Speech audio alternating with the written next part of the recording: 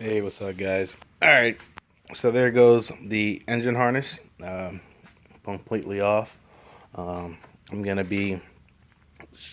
I know it's a, you know, I hate to say it, but it's a unmolested harness until I go, because what I'm gonna do is splice it out, take all my, um, we got plugs that I need, injectors, coils, everything that I need, and I'm gonna what do you call it, strip that out and then run that to the Mega Squirt. So I went here, I got these exhaust manifolds off. I cleaned up this side a bit. Oh, 1 second, let me put on my LED light to see if I get some better lighting. Alright. Yeah, that looks better.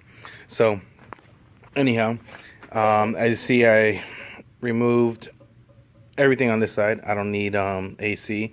The only thing is I'm gonna have to make a little bracket. This is the oil coolant that what do you call it, is stock on the VQ. So that runs down there and then runs to the oil filter housing to cool the oil. So I did that. Anyhow, this damn car's got so much freaking rubber hoses for bypasses and everything. Like this one goes from this head to this head to help, heat and cool. Gonna be removing that. So, to clean stuff up, I'm trying to see if I'll cut here and then weld a bung, or do something of that nature. Weld a cap it shut. This one's got to stay because that's for the coolant. Now this one's gonna stay. I'm gonna cap this one, and then this one's gonna be running to my heater core, through the firewall. So that's that. Then on this side, hold on a second. Let me see if I can turn this motor. All right. So on this side, as you can see, I got this exhaust manifold removed. What's pretty neat is the whole alternator, everything. I'm just gonna wire that up using their harness and splice that into the KA harness. Another one of, this is the return line from the heater core. So that's heater core. What do I keep saying? Oil cooler. Even though it's so damn small. But also the only thing that I was thinking about removing it is because behind this housing there's a small black O-ring, costs $4, and basically it leaks after a while. It's not a big leak, it's a slow leak, so at least it's nothing crazy. Well, the VQs that I've experienced with, but basically just take out your oil filter. There's a big nut in the middle, pull that out, put it down, and whatever, yada yada yada. So anyhow, I'm just looking at all these fucking hoses. I'm getting aggravated. Like you see, this is another one, like go bypass from here to here. Like I don't know what the for. This one's gonna be running to the firewall, so I gotta route that other one from that one. So it'll be how that. And if you guys are wondering why I hook up the heaters back into the car, yes, I'm in South Florida. No, it's not because I want the heat. Issue is that, let's say you're running on the highway, or you're doing some pools or whatever, and then you start seeing your temps to get. I get kind of scared when my temps hit about 200. I'm not gonna lie. And so, all right. So as I was saying was, with the heater core, just hooking up to your heater in the damn car. I do that because when the temps get up to around 200 degrees Fahrenheit, I get kind of scared, man. I don't like that shit. I like being around 185, 190. So anyhow, the reason why, like I said, I do that is then I just turn on the heater all the way, turn it up, and then that helps bring the coolant back into the house. All right, just got interrupted. So now back to my damn point is, when you have the heater core hooked up, now that heat's gonna come and run through the dash, quote unquote, like the evaporator, run in there, and then you got your fan blowing on high, and then so that goes, by that time this fluid comes back, coolant comes back into this part of the head. To return, it helps cool down, and help protect the blocker head, especially on these aluminum engines. With the K, was a nice cast iron block. That's basically it. So I attacked this so far. What I'm gonna be doing next is looking at emissions. I have all of these guys. This one was capped off already.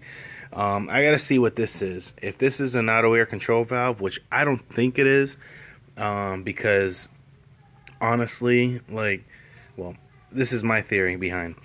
I gotta double check, but I don't think on these motors that the what do you call that thing? The like an auto air control valve was needed, because if it was a electronic throttle body, then instead of having like this guy open to give in extra air to raise up the RPM, it could just open up the TPS. I haven't researched that, but that was always my thought when these fly-by-wire systems came through. But that's pretty much it.